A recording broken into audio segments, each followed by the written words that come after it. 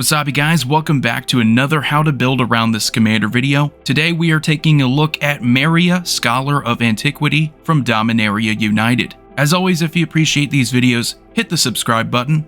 You'd be doing me a solid. The previous video I discussed different ways you could build around Varric Warped Sengir.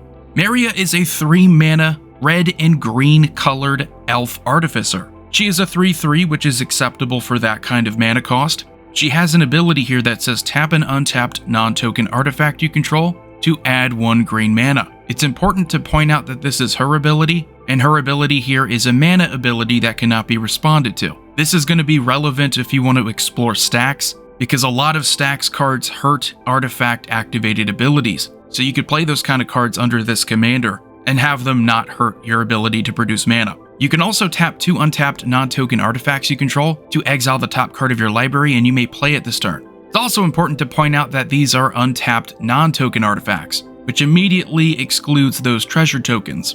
So how do I see ourselves playing around this? The first way is to obviously play cheap artifacts, Cheerios. That way we can get more ramp, that way we can actually take advantage of artifacts in a color combination that is not used to doing so. We can also fool around with untapping, because anytime we have the ability to tap something, we also want to untap them so we can tap them again. I already mentioned stacks, which is absolutely brutal with this commander. Again, going to that ability to manipulate untapped non-token artifacts. Even though that second ability isn't as good as the first, it's still incredible to have this on a commander, where the first would be enough. So not only do you get the great mana ability, but you also have things to play, potentially, off of that second one. We also have equipments, because guess what? Equipments are non-token artifacts. We also have burn as an option. We have mana sinks here. We also have cards that trigger off of artifacts entering the battlefield, and if this is going to be an artifact deck and a red deck, you're going to want that. So to start it off, let's just get the obvious out of the way. If you like Mox Emerald,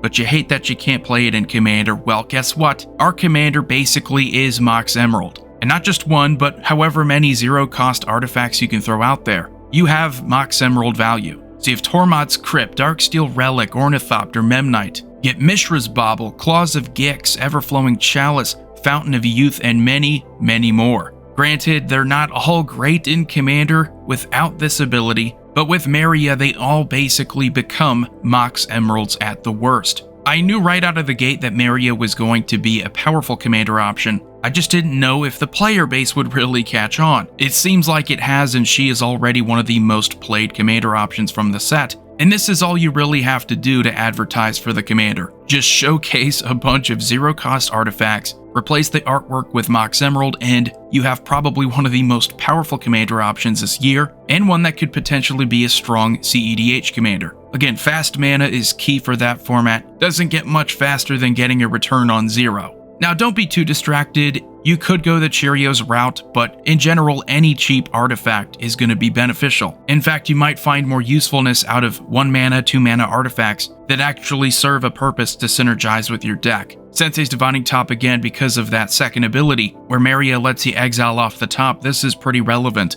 So it's not just going to sit on the board, you could tap it for green mana as well. We get Gerard's Hourglass Pendant. This is a new one, again from Dominaria United. Just great value artifacts that are going to serve a purpose. Chromatic Star, a core Wellspring to draw cards, and then they sit on the field normally. Well, here you can tap them for green mana, and you're going to get their card draw. Another strategy that's going to be an inclusion for pretty much any deck that wants to take advantage of the mana production. We want to untap. We want cards that can untap themselves. We want to just untap in general. Grinding Station, Battered Golem, Traxos, Scourge of Krug, they can all untap themselves. Grinding Station especially is kind of fun because it's not what you would normally expect out of this card. Most people play it to combo and mill out their opponents. Well, here, you don't necessarily have to do that, because whenever an artifact comes into play, you may untap it, so you can tap it for green mana, play your Cheerios, untap it, and you just have constant mana production. It's pretty ridiculous. They're all great value artifacts here, but if that's not enough untapping off of just one card, we have Unwinding Clock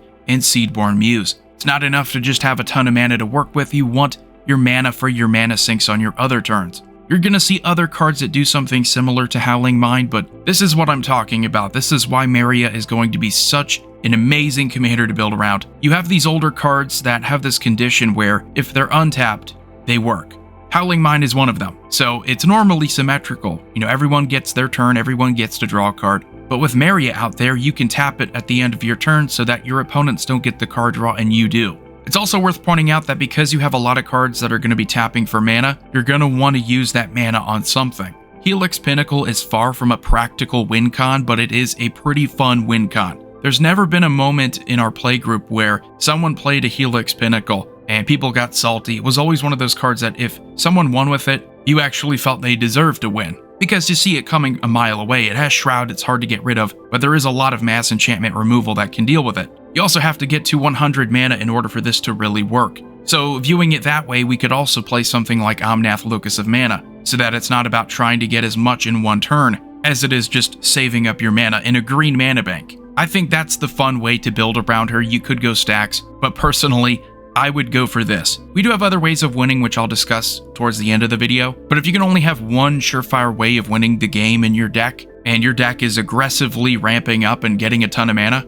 I would totally go for it. I would go for Helix Pinnacle. I would lean into it. It's hilarious. Now, we do talk about stacks because it's just going to be one of the most powerful strategies, and especially because this commander, again, like with Howling Mine, you can tap these untapped artifacts, so that instead of just hurting everyone normally, they're hurting your opponents. So Winter Orb, Trinisphere, Storage Matrix, they all have the upside of benefiting us so long as we're consistently able to tap them with Meria. It's so brutal, it would be the least fun way to build around this commander, but without a doubt it is going to be one of the most popular ways, especially because more competitive EDH has become the preferred way to play the format for a lot of people. And if you're not aggressively comboing there, you're gonna have to fight the combos. This is a way you can slow people down. There's of course more variety to stacks than just hurting your opponent's mana, but it is usually the best way of hurting your opponents, going for their mana. Pithing Needle's cool though, it's another cheap artifact. Hurts activated abilities of a card you really don't like. Torpor Orb for ETBs, Karn Silex to hurt your opponents who like paying life. And Godpharaoh Statue does kind of add another tax to your opponent's spells. I like this one a lot because you could build up to it in a stacks deck. It would be that final nail in the coffin for a lot of players. And going stacks doesn't mean you have to go artifacts. There's actually plenty in red that you can do to mess with your opponent's board. You have Blood Moon, Magus of the Moon, Price of Glory, Mana Barbs, all in a way hurting your opponent's ability to get the mana that they want in the manner that they choose. I really like the Blood Moon ability because it's not land destruction. It's like that compromise. I'm not going to get rid of your mana, I'm just going to change what your mana is. Because of that, I always liked it. It's the least mean land hate, but in this it's going to be super effective because our Meria makes our artifacts tap for green. So if our non-basics are mountains, we still don't really have anything to worry about. Believe me, we're not going to be hurting for green mana. Another strategy that you could explore, although in retrospect, Prosper Tomebound is a pretty good commander because he has a built-in payoff for playing from exile. This commander does not. Playing from exile is the payoff. So you need a payoff for playing from exile, and you get it in Passionate Archaeologist and Wild Magic Sorcerer, where the Passionate Archaeologist background here deals extra damage whenever you cast from exile. That's great. Wild Magic Sorcerer is pretty explosive. You know, giving the first spell you cast from exile each turn Cascade. Again, it's going to be a lot better with Prosper because that deck is all about getting the payoff from playing from exile. Commune with Lava is really good if you need a mana sink and you just want to continue your turn. You know, instant speed, dump it all into X, you're not going to have any mana problems with this commander. Now, a strategy that I don't think people are going to be exploring quite as much, it's the equipment one, because it's the least obvious route when looking at this commander for the first time. But you have a lot of really good value equipments. I mean, you have an equipment deck here possible, where all of your equipments are tapping for mana. That is so unique. And while Voltron is far from creative as a strategy, here you have a fun twist. When people see this commander, they're probably going to think about the whole Mox Emerald thing and how powerful she is, but you're just getting subtle value off of equipments the entire game. And now would be a wonderful time to promote one of the most underrated cards for equipment decks now that I'm on the topic. Armory Automaton. When it enters the battlefield or attacks, we may attach any number of target equipments to it. So this deck is going to have a lot of speed with Meria. You're going to have a lot of equipments out there. So instead of having to pay all of the equip costs to equip it to Armory Automaton, they're just all attached to it. It's really cool. And then finally, this is what I believe a lot of people are going to be looking to include in their decks, just because it's a red artifact-focused commander. So you have Reckless Fireweaver and a Genius Artillerist, both dealing damage whenever you have your artifacts enter the battlefield. Again, it shouldn't be too difficult to get a lot of those Cheerios out there. She does have her second ability, which is going to be pretty underrated. It's going to help you get through your deck. You got an engine here. You got something that can work with speed.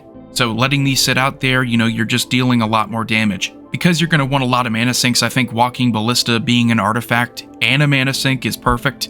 An Aetherflux Reservoir isn't what you immediately think of when you think of burn, but again, we're going to be playing a lot of spells, we're going to be playing a lot of cheap artifacts. I could totally see it being a viable win con. Now to talk about some special synergy here, we have Pia's Revolution. Whenever a non-token artifact is put into your graveyard from the battlefield, return that card to your hand unless target opponent has Pia's Revolution, deal 3 damage to them. Because our commander has this thing about non-token artifacts, I think it's perfect. Usually in artifact strategies, I would want some kind of synergy with treasure tokens that are just so good, but Pia's Revolution doesn't do anything, it doesn't hurt your opponents for those token artifacts. With our commander, Meria, having that condition where they need to be non-token artifacts in order to tap for mana, this would complement that really well. And then we have my favorite card for this commander.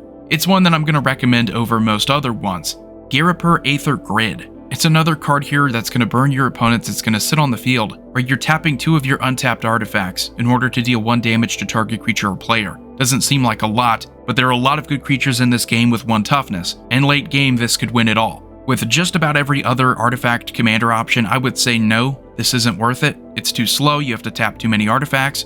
Because that's all this commander is about, getting your cheap artifacts out there in order to tap them, you're going to have the deck that's going to be able to synergize with this better than most others. So really cool, I love this commander. I love it whenever we get off-color abilities from Wizards. Red has a love-hate relationship with artifacts. Green has traditionally been anti-artifact, anti-unnatural. The combination of the two has been even more anti-artifact. I mean, even that aside, you look at this commander, you see the abilities, they are powerful, they are incredibly strong. So that's going to do it for the video. Let me know what you think about Meria, Scholar of Antiquity. Commander Void here signing off. I will see you all next time.